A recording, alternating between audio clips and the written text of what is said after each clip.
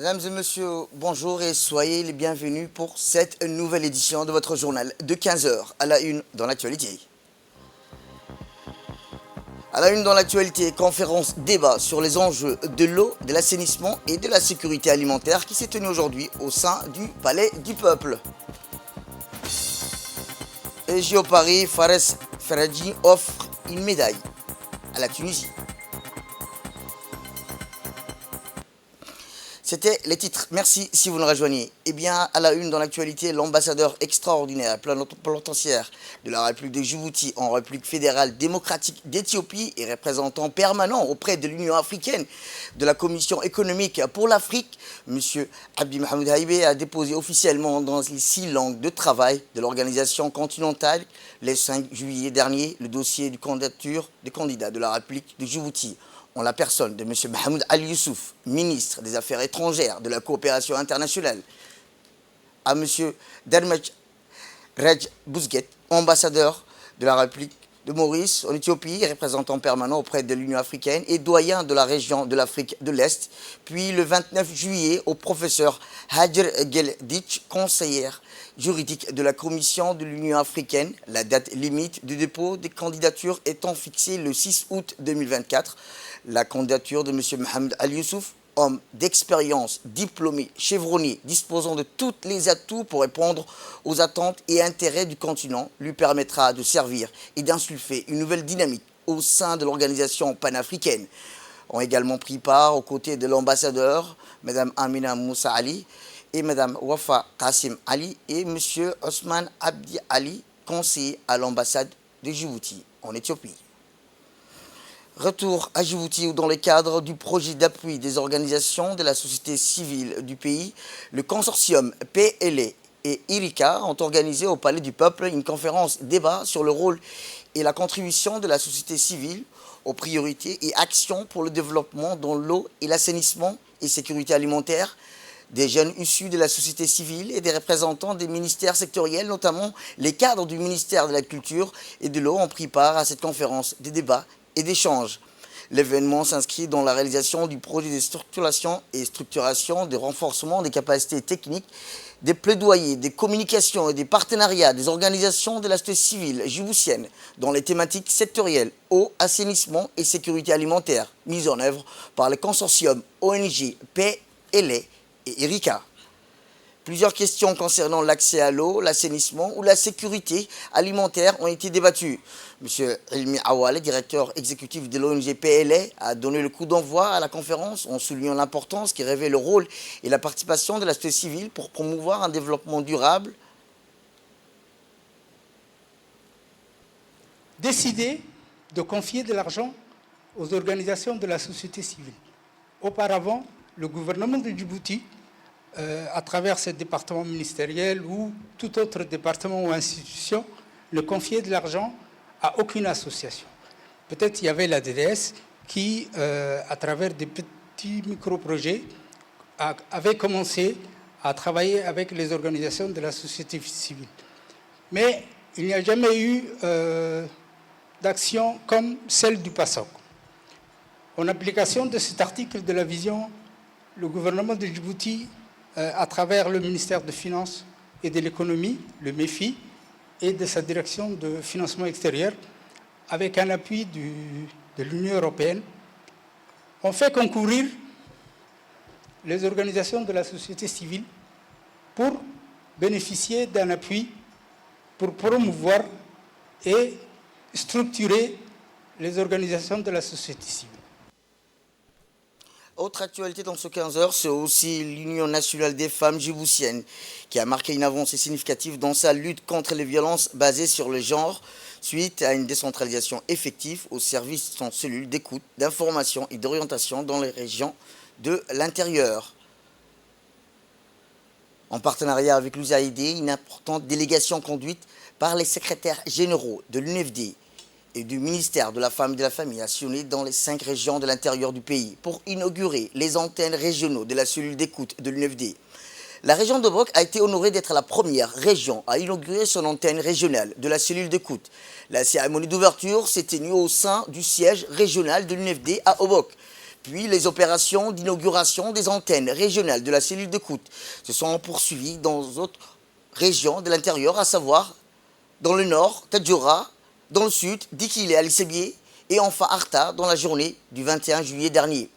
Les bureaux locaux de l'antenne auront pour mission de sensibiliser les communautés à l'importance de la lutte contre les violences basées sur les genres, dénouer des partenariats stratégiques avec les autorités locales, les ONG, les organisations communautaires et améliorer l'accès à l'information et aux ressources disponibles pour les victimes. Pour assurer l'efficacité des services, les personnels des antennes régionales ont été formés sur le mécanisme de prise en charge des victimes par l'UNFD en collaboration avec le projet USAID.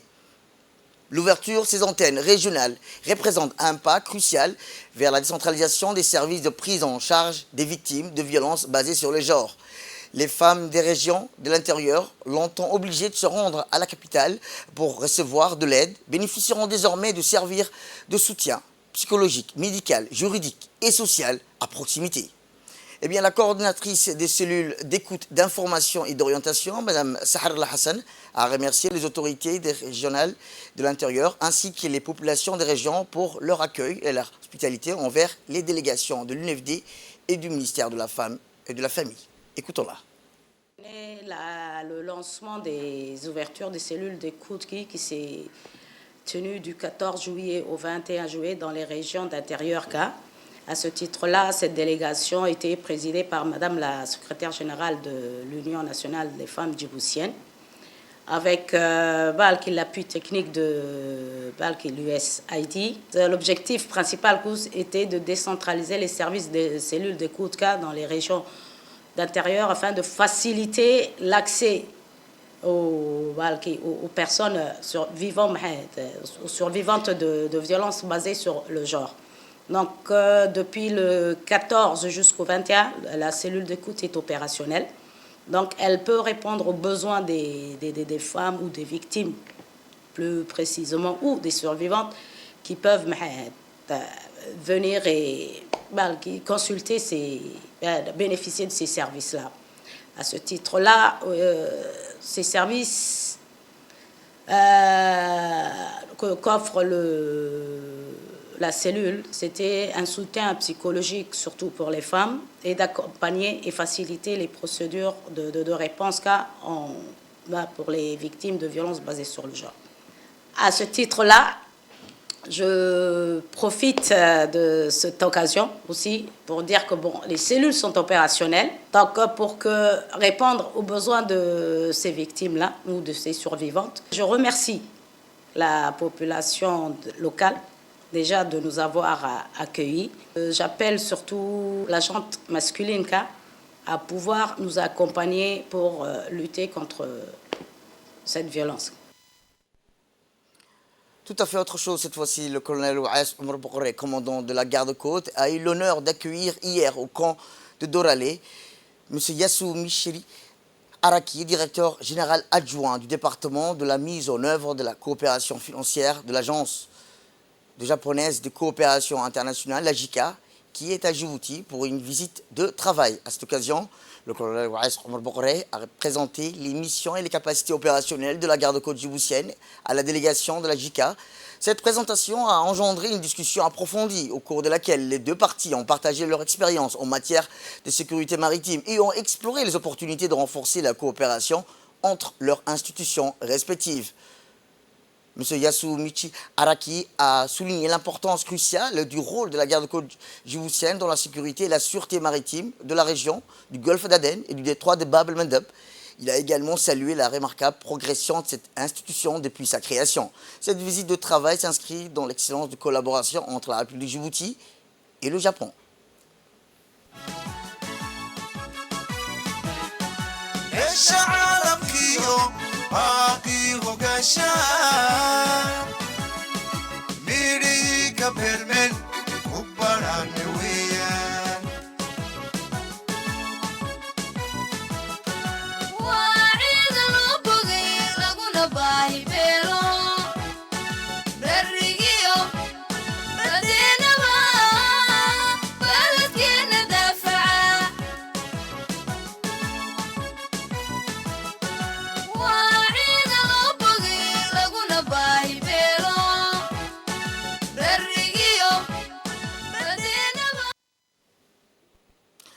Chaque année, en juillet, Djibouti-Ville se trouve sous l'emprise implacable du Khamsin, un vent synonyme de chaleur intense et de dangers accrus. Les rafales de ces vents chargés de sable et de poussière peuvent atteindre les 50 km/h, créant un terreau fertile pour les incendies. La visibilité est réduite, augmente les risques d'accidents et d'incidents. Le Khamsin s'installe pendant cette période, balayant tout son passage. En cette période, le moindre étincelle peut rapidement se transformer en incendie incontrôlable, ravageant tout sur son chemin. La menace est constante et la vigilance de chacun est essentielle pour parvenir et prévenir les incendies et protéger les vies ainsi que les biens.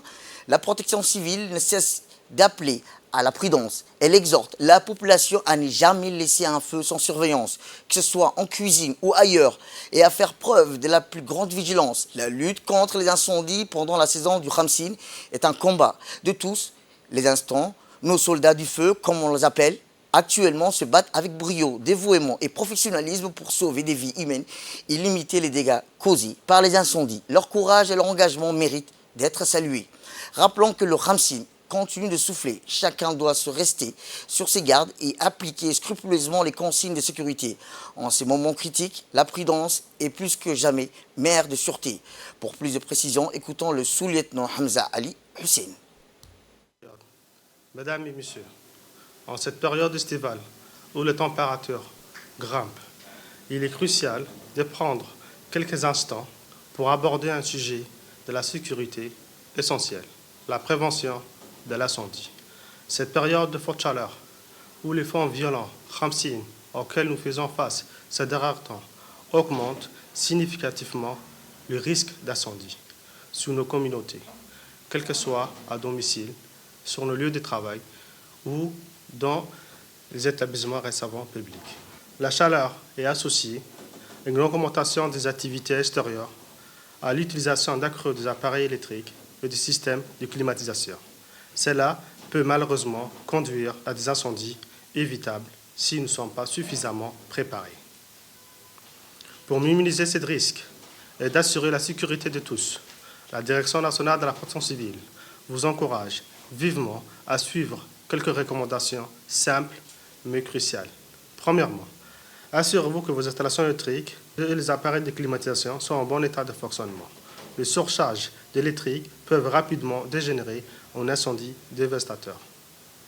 Deuxièmement, gardez les espaces extérieurs et les environnements de votre domicile dégagés de tout matériau inflammable, tels que le feu sèche et le broussard. Ces éléments peuvent facilement s'enflammer sous les effets de chaleur. Troisièmement, soyez vigilants lors de l'utilisation des appareils cuissants ou gazinières. Un petit geste imprudent peut avoir des conséquences désastreuses. Enfin, assurez-vous que vos détecteurs de fumée et extincteurs sont opérationnels et que vous avez un plan d'évacuation clair en cas d'urgence. La préparation est la clé pour réduire le dommage potentiel en cas d'incendie. En adoptant cette mesure simple mais essentielle, nous pouvons tous contribuer à prévenir les incendies et à protéger notre communauté. Ensemble, nous pouvons faire une réelle différence pour assurer la sécurité et le bien-être de chacun pendant cette période de forte chaleur. Je vous remercie de votre attention et de votre engagement envers la sécurité d'incendie. Restons vigilants et solidaires pour faire face à ces défis collectifs. Au cas d'urgence, n'ayez pas oublié d'appeler le 18. Ce service est fait pour vous.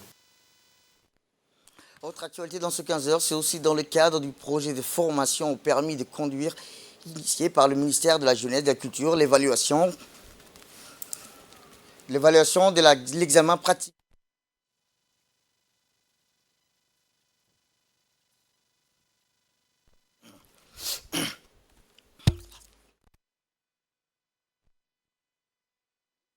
Et conduite pour 40 jeunes de la ville de Tadjoura a eu lieu lundi 29 juillet sous la supervision des inspecteurs du service des mines. Cet effort s'inscrit dans la stratégie du ministère de la Jeunesse et de la Culture visant à offrir aux jeunes des régions des compétences pratiques, des opportunités concrètes d'insertion économique. Les projets ont pour objectif de doter les jeunes de Tadjoura des compétences nécessaires pour une conduite sûre et responsable tout en améliorant leur employabilité et leur autonomie. La session d'examen pratique a permis aux participants de démontrer les compétences qu'ils ont acquises durant leur formation. Les inspecteurs du service des mines ont assuré que les évaluations se déroulent de manière rigoureuse et équitable, garantissant ainsi que chaque candidat est évalué selon des normes élevées de sécurité routière.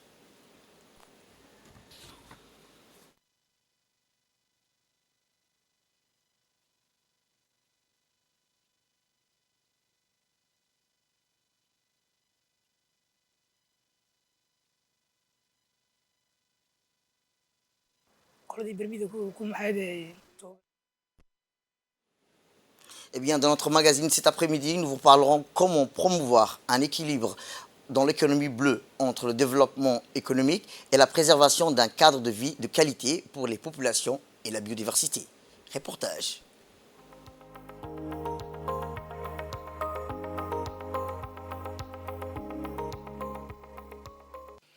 Avec sa façade maritime de 314 km allant de la mer Rouge à l'océan Indien en passant par les détroits des Bab el-Mandeb, avec son littoral et ses ressources énergétiques et halieutiques, la République de Djibouti jouit d'un capital maritime important. Djibouti a pris l'engagement de faire de l'économie bleue un moteur de croissance et de développement durable des secteurs productifs comme la pêche, l'aquaculture, le tourisme, les transports, la construction navale, l'énergie, la bioprospection, l'exploitation minière sous-marine et les activités connexes. À travers cette stratégie, le gouvernement entend créer les conditions pour l'attractivité des investissements publics et privés nationaux et internationaux pour sa mise en œuvre.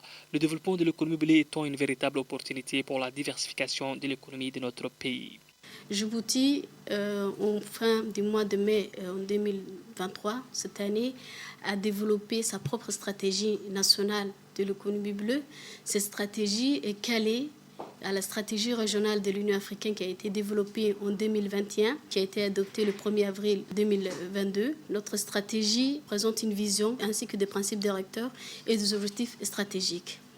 Avant la validation de cette stratégie nationale, qui a été validée au cours d'un atelier, de validation durant 3 jours, avant cette validation, il y a eu tout d'abord un atelier de concertation qui a permis d'identifier l'ensemble des acteurs prenants et les acteurs clés et les parties prenantes qui interviennent dans ce secteur de l'économie bleue.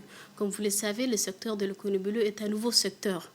Mais il faut savoir que le secteur, quant à lui, englobe des secteurs traditionnels qui existaient, mais aussi d'autres secteurs qui font l'émergence de nouveaux secteurs qui émergeaient. Par la suite, au mois de mai, la stratégie a été adoptée par l'ensemble de ces acteurs clés.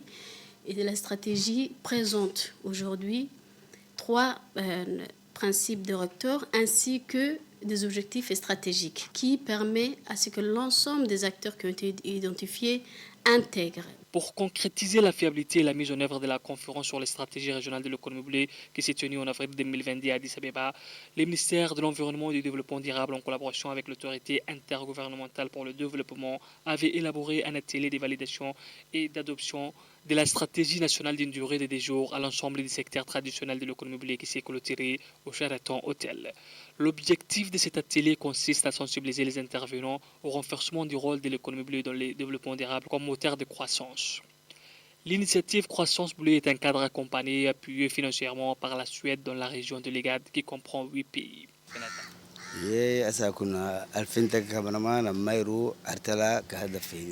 Stratégie nationale de l'économie bleue.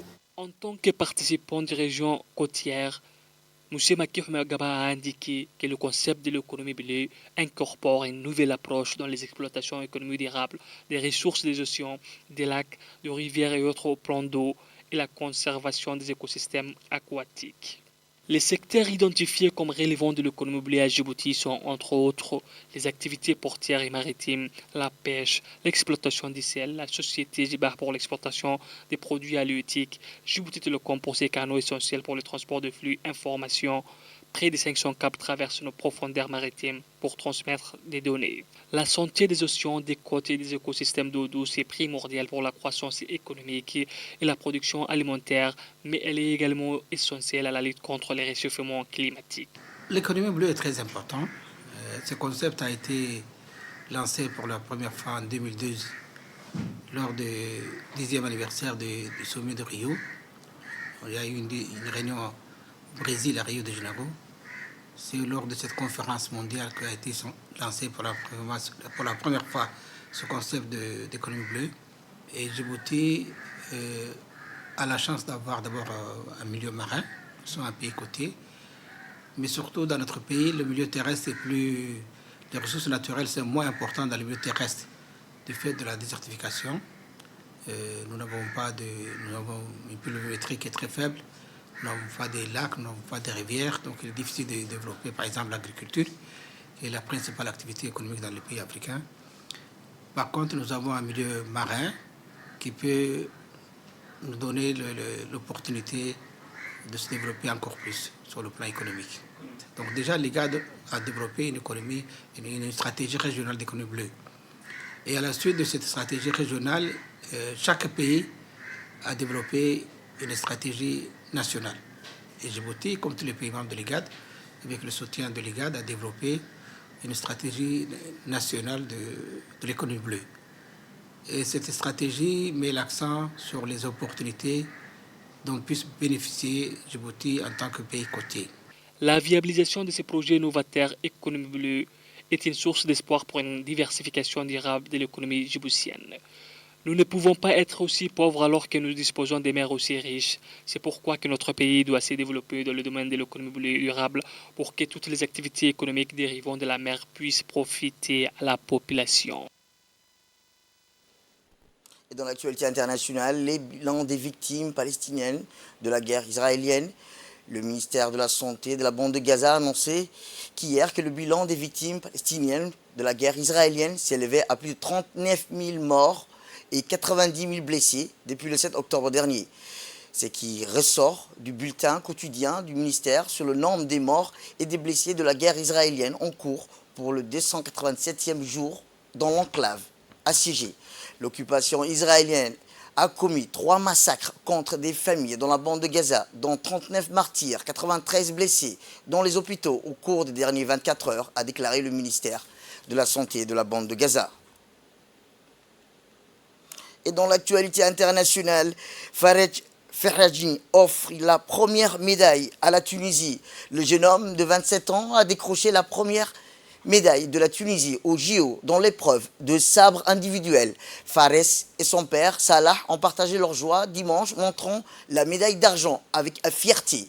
Il est le second athlète tunisien à décrocher une médaille en escrime après celle en bronze d'Inès Boubakari lors des Jeux Olympiques de Rio en 2016. Fares s'est incliné hier samedi en finale de la compétition des sabres face au Sud-Coréen Hog Sung sur le score de 15-11.